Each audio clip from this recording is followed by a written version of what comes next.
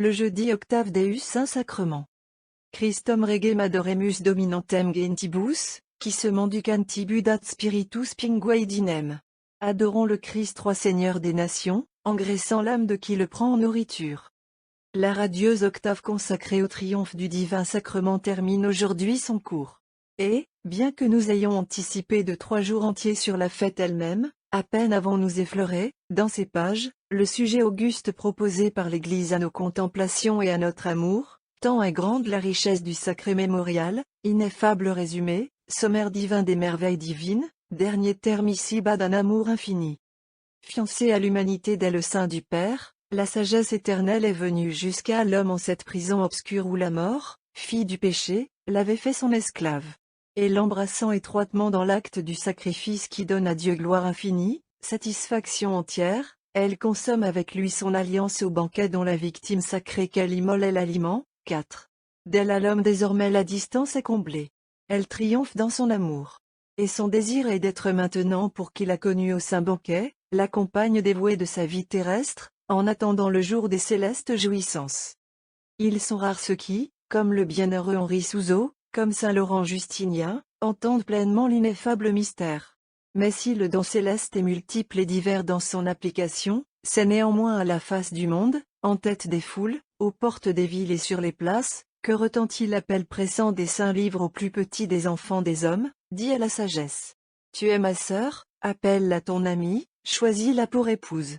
Ses voix sont belles et pures. Elle sera ta joie dans ses chastes amours. Elle t'entourera comme une robe de gloire.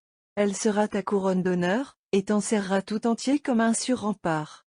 Ô homme, ô fils d'Adam pétri du limon, qu'as-tu donc pour qu'on se souvienne de toi dans les palais des cieux? Désirais-toi aussi des collines éternelles, qu'as-tu fait pour mériter ces grandeurs? Ne crains pas cependant.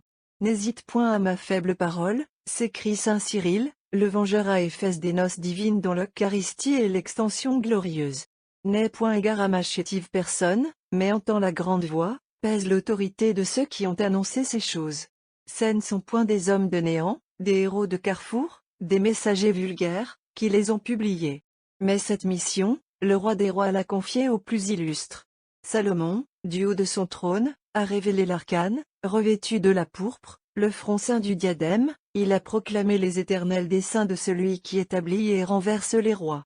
À la dignité du héros, connaît l'autorité du message. Peuple chrétien, peuple de rois, qu'attendent aux cieux les diadèmes et les sièges de gloire, c'est à toi qu'il s'adresse. Connais aussi ta dignité. Écoutant le héros, comprends d'où te vient ta grandeur. Sache emporter les sublimes conséquences. À vous donc, ô roi, dit Salomon, s'adresse mon discours. Princes et puissants, prêtez l'oreille, si vous aimez les sceptres et les trônes, connaissez la sagesse, aimez-la d'amour pour régner à jamais. Plus glorieuse qu'un royaume, plus riche que les trésors, plus belle que la beauté, je l'ai aimée plus que la vie, j'en ai fait ma lumière. Ce qu'elle est, je vous le dirai. Je vous raconterai sa naissance.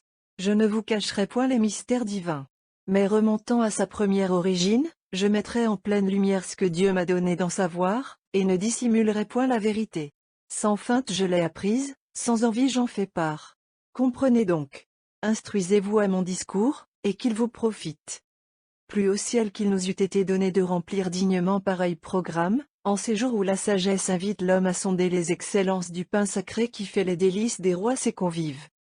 Au pied de la colonne de nuée où pour nous elle réside, l'Église, fondée par elle dans l'unité comme une ville puissante, rassemble aujourd'hui encore les tribus d'Israël, la nation sainte, le peuple racheté, la race d'élite de ses fils pontifes et rois, pour témoigner de leur foi, pour chanter leur amour, et célébrer la paix qui demeure par elle en ses murailles, l'abondance qui règne en ses tours. C'était là ces jours d'exultation universelle autour de l'hostie sainte, que l'Esprit découvrait dans le lointain des âges regard ébloui de Jésus fils de Sirac, et qui le faisait s'écrier dans un pieux transport. La sagesse se louera à elle-même, elle s'honorera en Dieu, et se glorifiera au milieu de son peuple. Elle ouvrira sa bouche dans les assemblées du Très-Haut, et triomphera devant ses armées. Les foules l'exalteront. L'assemblée sainte admirera ses attraits. La multitude des élus chantera ses louanges, et les bénis du Père l'adoreront dans l'amour. Bienheureux l'homme, dit-il encore et toujours au futur, qui demeurera près d'elle. Heureux qui médite ses voies dans son cœur et comprend ses secrets, qui poursuit toutes ses traces et lui tend des embûches d'amour, qui plonge la vue dans sa demeure et l'entend du dehors. Au mur de son palais il fixera le pieu qui soutient la tente de son pèlerinage. Il établira ses fils sous son ombre. Elle-même en ses délices sera pour lui le voile protecteur, et il reposera dans sa gloire. Maison de Dieu, maison du festin des rois, que parfume par ses soins le baume, l'amoureux et l'encens des cieux, meilleur que 1000 autres est un seul jour dans vos parvis. Mon âme détaille à leurs pensées. Inquiet jadis, solitaire sur un toit étranger, le passereau s'est trouvé une demeure. Pour ces petits la tourterelle ne craint plus désormais, dans le nid d'amour où il repose à l'ombre de vos autels. Dans le secret de la nuée, loin des heurts de cette terre et des conflits humains, là, dès l'aurore, la sagesse verse en eux sa lumière et ses voluptés saintes. Là, chaque jour, s'organiseront les chœurs. Là, à toute heure, retentiront les psaumes et les chants d'allégresse, autour de l'hostie salutaire, de l'agneau immolé toujours debout, vrai Dieu vivant sur l'autel devenu son trône, vrai Dieu des dieux résidant en Sion. Elle ne sera donc plus veuve désormais cette terre qui a reçu l'ineffable secret des noces divines. Joie du matin, céleste ivresse où germent les vierges, rapides instants où la beauté qui dans la pleine lumière ravit les anges se donne sous le voile à nos âmes, vous laissez après vous mieux qu'un brillant souvenir. L'autel du sacrifice, la maison du festin reste le trône toujours occupé, la demeure en ce monde de celle à qui la compagnie de Dieu, dans les splendeurs des saints, et l'amour du Seigneur de toutes choses ne peuvent faire oublier les délices de son alliance avec les fils des hommes, et cette orbe des terres où dès le commencement se jouait son amour.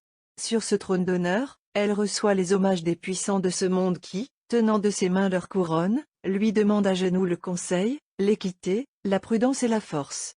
Nuit et jour, elle entend la prière des petits au cœur simple qu'appelle sa voix bénie, qu'attire ses charmes incomparables, et qui viennent près d'elle se former divinement à l'amour et remplir leur trésor. Gloire à l'agneau dont l'immolation triomphante a fixé cette présence merveilleuse au sacrement divin. À lui vertu, divinité, sagesse, force, honneur, bénédiction dans les siècles. C'est par lui qu'est descendue jusqu'à nous la sagesse éternelle. Par lui encore qu'elle demeure avec nous. À sa douce lumière, en terminant ce jour et cette octave, contemplons d'un œil respectueux la nature de l'ineffable permanence qui nous garde ainsi dans son intégrité le mystère de la foi, jusqu'au dernier jour du monde. Combien il l'emporte sur l'agneau du peuple des figures, l'agneau divin dont la Pâque nous révéla le mystère. Il n'en restera rien jusqu'au matin qui ne soit consumé, disait Moïse touchant la victime dont la chair, une fois l'année, nourrissait Israël en la nuit de la délivrance. Pour moi, s'écrie aux nations représentées dans la personne du proconsul romain l'apôtre André, frère de Pierre, j'offre chaque jour au Dieu très haut, non la chair ou le sang des victimes gémissantes, mais l'agneau sans tache immolé sur l'autel de la croix. Et lorsque tout le peuple des fidèles abuse son sang, manger sa chair, l'agneau sacrifié reste plein de vie, vraiment sacrifié, mangé réellement, il demeure, dis-je, en son intégrité, sans tache et vivant. Comment cela peut-il se faire ? Objecte le gentil, fais-toi disciple, et tu l'apprendras, dit André. Mais à ce moment, le représentant du vieux monde païen, qui poursuivait d'office le crucifié dans ses membres, ne devait répondre que par la violence et le dédain au dogme sublime formant la base d'une religion présente. L'apôtre allait sceller dans le sang son glorieux témoignage. Mais il laissait à l'esprit qui les lui avait inspiré le soin de garder ses paroles pour le jour du triomphe. Par tout le monde, ses collègues de la scène, sacrifiant leur vie pour le Christ et sa doctrine, rendaient courageusement mai pour mai au Seigneur. Ainsi lui-même, selon le conseil du sage, assis à la table du prince, avait-il considéré diligemment ce qu'on servait devant lui, dans la pensée qu'il lui fallait préparer à son tour un festin semblable. Nourri donc de la croix du Seigneur au banquet de son corps, selon l'expression de saint Augustin, il paya noblement de retour. Après lui, la force persévérante des martyrs, leur allégresse dans les tourments, allait continuer de montrer la puissance du vin sacré, du pain mystérieux qui transporte et affermit ainsi le cœur de l'homme. 1.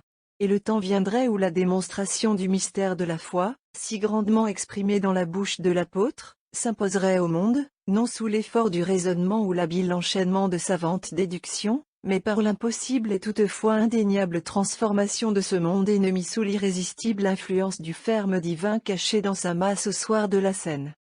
Du sud au septentrion, du levant au couchant, partout, en ce présent jour, les enfants de l'Église se renvoient, dans leurs chants, ces paroles qui ne sont que l'écho rythmé de la voix de l'apôtre, enfin maîtresse et dès longtemps victorieuse. La chair du Christ est nourriture, et son sang est breuvage, tout entier néanmoins il demeure sous chacune des espèces. Sans le briser, le rompre ou le diviser, celui qui le reçoit tout entier. Qu'un seul ou mille le reçoivent, autant que tous à l'unique.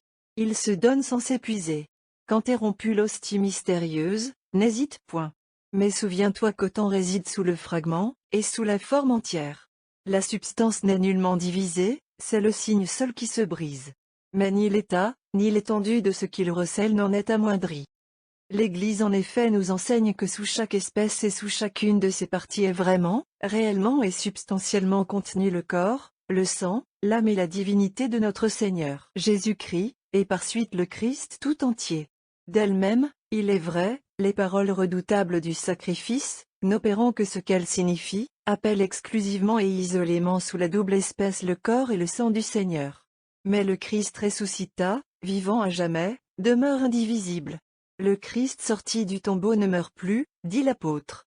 Mourant pour le péché, il est mort une fois. Vivant maintenant, il vit pour Dieu. Partout donc où se trouve, en vertu de la consécration, le très saint corps ou le sang rédempteur, là même, par voie de conséquences naturelles et de nécessaire concomitance, réside en son entier l'humanité sainte unie au Verbe. Dans la crainte de ne pouvoir autrement exprimer un si profond mystère avec l'exactitude et la précision suffisantes, la liturgie emprunte aujourd'hui les formules de l'école. Elle-même nous apprend que du pain au corps, du vin au sang, la conversion s'opère de substance à substance, sans que dans ce changement merveilleux, appelé très justement à cause de cela transubstantiation par l'Église, soient intéressés, altérés ou détruits, les accidents ou modes des deux termes de la conversion. C'est ainsi que, privés de leur sujet ou support naturel, les espèces ou apparences du pain et du vin demeurent immédiatement soutenues par la vertu divine. Produisant et recevant les mêmes impressions qu'eût produites et reçu leur propre substance, elles sont le signe sacramentel qui, sans informer le corps du Christ ou lui prêter leur qualité et dimension, détermine sa présence et la maintient, tant que ces espèces ne sont pas essentiellement modifiées. De son côté, ainsi substitué à la seule substance du pain et du vin directement dans sa propre substance, le corps du Seigneur se trouve soustrait par la formule sacrée à ces lois mystérieuses de l'étendue, dont la science humaine est si loin d'avoir pu encore pénétrer les secrets. Tout entier sous l'espèce entière, et tout entier dans chaque partie sensible, il participe en cela des substances spirituelles, ainsi l'âme de l'homme est-elle entière dans tout son corps, entière de même en tous ses membres. Tel est donc le mystère de l'état sacramentel, que, présent à nous sous les dimensions de l'hostie, et non au-delà, par sa substance ainsi soustraite aux lois de l'étendue, le Christ demeure en lui-même tel qu'il est au ciel. Le corps du Christ au sacrement, dit saint Thomas, garde tous ses accidents par une suite nécessaire. Et ses parties demeurent ordonnées entre elles comme elles le sont dans la nature des choses, bien qu'elles ne soient point en rapport et ne puissent être comparées selon cet ordre avec l'espace extérieur. La notion du sacrifice exigeait dans l'Eucharistie cette passive apparence de la victime, comme la condition du banquet où il se consomme déterminait la nature spéciale des éléments sacramentels choisis par le Christ Jésus. Mais loin de nous, en face de l'hostie sainte, toute idée de pénible captivité, d'actuelle souffrance, de vertu laborieuse, pour l'hôte divin des espèces sacrées, sous cette mort extérieure abonde la vie, l'amour et la beauté triomphante de l'agneau vainqueur du trépas, roi immortel des siècles. Il réside sous la blanche hostie dans sa force et sa splendeur le plus beau des fils des hommes, avec les admirables proportions, l'agencement harmonieux de ses membres divins formés d'une chair virginale au sein de celle qui, la plus belle des filles d'Adam, fut aussi la plus pure. Vénérons dans un saint tremblement ses pieds arrosés des larmes de Madeleine repentante, essuyés de ses cheveux, embaumés de ses parfums par avance, ses pieds du Sauveur plus beaux encore que les pieds de ceux qui annoncent sa venue sur les montagnes. Il brille maintenant comme l'airain dans la fournaise ardente. En voyons, au-delà du voile, nos pieux baisés aux mains sans tache et consacrés du grand pontife, qui travaillèrent le bois dans l'atelier de Joseph et semèrent en Israël bénédiction et prodiges. Elles sont là telles que les villes épouses, brillantes comme l'or, faites autour et pleines d'hyacinthe, avec ses enfoncements des cornes mystérieuses où sa force est cachée. Qui nous donnera de percer le nuage où se cache à nos regards cette tête divine, admiration des anges, cette face auguste, autrefois défigurée, souffletée, saturée d'opprobre en son amour, resplendissante aujourd'hui comme le soleil en sa puissance. Bouche du Christ, organe du Verbe, à la voix pareille au bruit des grandes eaux, au souffle puissant qui tue l'impie. Lèvres de l'époux semblable au lit qui distille la myrrhe la plus pure. Et vous, divins yeux qui pleurâtes sur Lazare, et illuminés de vos rayons enflammés l'assemblée des saints, nulle force humaine ne saurait soulever le mystère qui vous dérobe aux impatientes aspirations de notre œil mortel. Mais, plus sûrement que sur le témoignage de nos propres yeux, ô bien-aimés, nous savons que vous êtes là derrière la muraille, regardant par les ouvertures, jetant la vue au travers des barreaux, et il suffit à nos adorations. Et la foi d'un tel mystère était la plus douce épreuve que vous puissiez imposer à notre amour. Sang divin, prix du rachat, rentrez pour jamais dans ces veines qui vous épanchèrent à torrents sur le monde, comme autrefois vous portez la vie dans ces membres glorieux, sous l'impulsion du cœur sacré auquel demain nous rendrons un plus spécial hommage. Âme très sainte du Sauveur, présente au sacrement comme forme substantielle de ce corps très parfait qui est par vous le vrai corps de l'homme Dieu vivant à jamais, vous renfermez dans vos profondeurs tous les trésors de la sagesse éternelle. Vous reçûtes pour mission de traduire dans une vie humaine, en un multiple et sensible langage, l'ineffable beauté de cette sagesse du Père éprise des fils des hommes, et voulant, par une manifestation à leur portée, conquérir leur amour. Chaque parole, chacun des pas de Jésus, chaque mystère de sa vie publique ou cachée, révélait par degrés cette divine splendeur. Vraiment devant ces hommes qu'elle convoitait, la sagesse comme la grâce en lui grandissait avec l'âge, jusqu'à ce qu'enfin tous ses enseignements, exemples et mystères, merveilleuse traduction de ses charmes intimes, elle-même, pour les siècles à venir, les fixa immobiles au sacrement divin, monument perpétuel où chaque âme trouve sa lumière, mémorial vivant où veille silencieusement pour nous son amour. La chair, le sang du Christ, c'est le Verbe manifesté, dit saint Basile.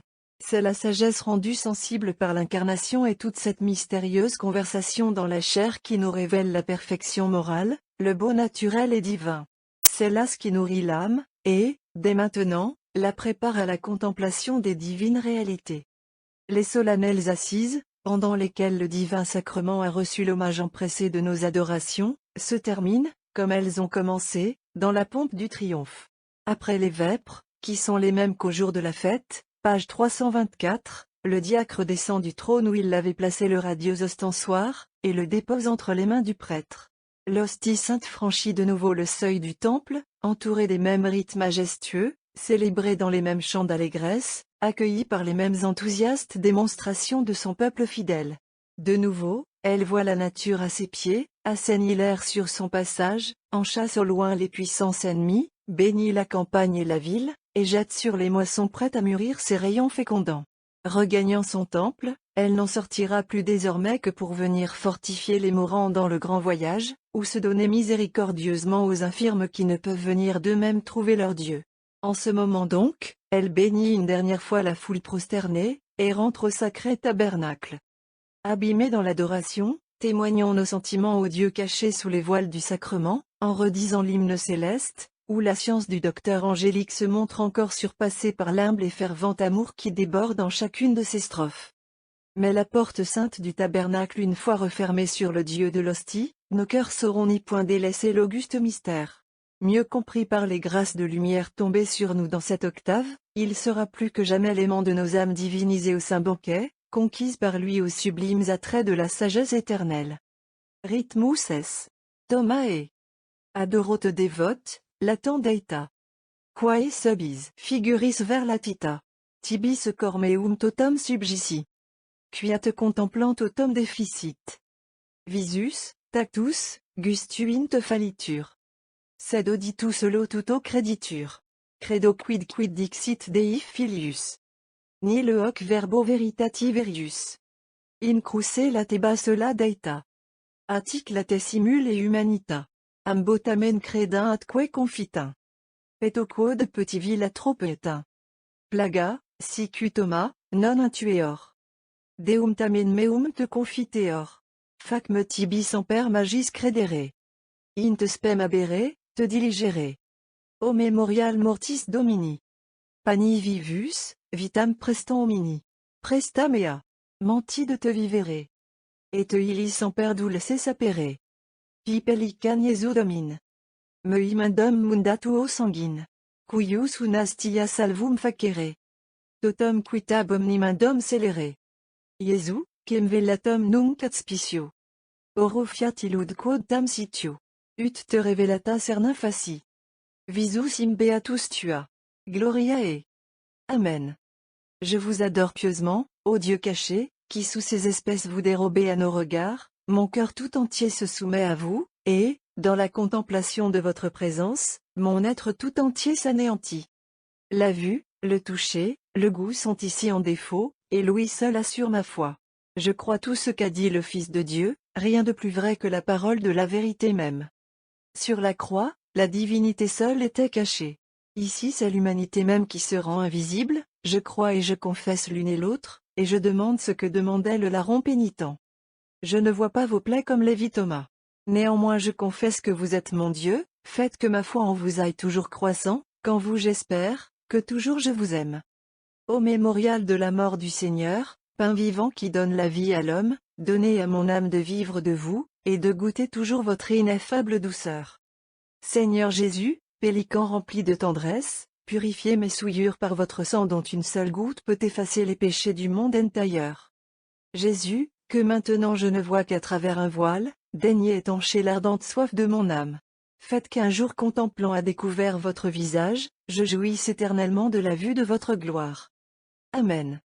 Le Purat Père, moine de Saint-Gall, l'ami de notre cœur et son émule dans la composition des chants sacrés, nous fournira, pour conclure l'octave du Corpus Domini, cette expression touchante de la piété du 9 degré siècle envers le divin sacrement. Ad Eucharistiam sumendam. Ô Tout-Puissant, nous te dédions nos louanges, honorant les dons de ton corps sans égal et de ton sang précieux. Guide très saint, sois propice aux tiens dans leur indignité, nous approchons de la table sacrée. On répète, ô Tout-Puissant, etc. Sois propice, ô très aimant. Très bon, remets les péchés, qu'il nous soit ainsi profitable d'approcher des mystères triomphants. On répète, de ton corps, etc. Qu'il descende vers nous des sommets des cieux l'ange de sainteté purifiant les corps et les cœurs. Ô Tout-Puissant, etc. Que ce remède puissant nous conduise aux célestes demeures, en nous donnant guérison sur terre par le secours de ton corps, etc. Sauveur clément, dans nos hommages prends en pitié notre misère. Pasteur souverain, protège tes brebis au sacre pâturage. Ô Tout-Puissant, etc. Guéris par toi, protège-les, de peur que l'ennemi ne les terrasse encore. Affermis-nous à jamais par le don de ton corps, etc. Indignes sommes-nous d'un si grand don, d'un tel honneur, toi-même, ô roi très doux, conduis-nous au combat. Ô Tout-Puissant, etc. Père Tout-Puissant, dans ta clémence, exauce-nous avec ton Christ et l'Esprit aussi Tout-Puissant, dignité trinéune du corps, etc. Terminons par ces belles prières de notre ancien missel gallican. Collectio post Eucharistiam. Dans la foi qui nous a conduits aux autels sacrés, en possession du corps et du sang de Jésus-Christ notre Seigneur et Dieu, prions l'unité de la Trinité bienheureuse, que pleinement fidèle, il nous soit donné d'avoir toujours faim et soif de la justice et d'accomplir ainsi son œuvre dans la force et la grâce du mets du salut, pour que le sacrement reçu par nous nous soit un remède et non à jugement. Collectio. Regardez-nous, Seigneur, vous qui voulez que les fidèles se nourrissent de votre corps et deviennent votre corps. Faites que ce sacrement soit pour nous la rémission des péchés. Que le divin aliment, fruit de votre bénédiction, se mêle de telle sorte à notre âme, que la chair soumise à l'esprit et subjuguée dans un paisible accord obéisse et ne résiste plus, par l'Esprit Saint, qui dans l'unité du Père et du Fils et leur étant coéternelle vie et règne dans les siècles des siècles.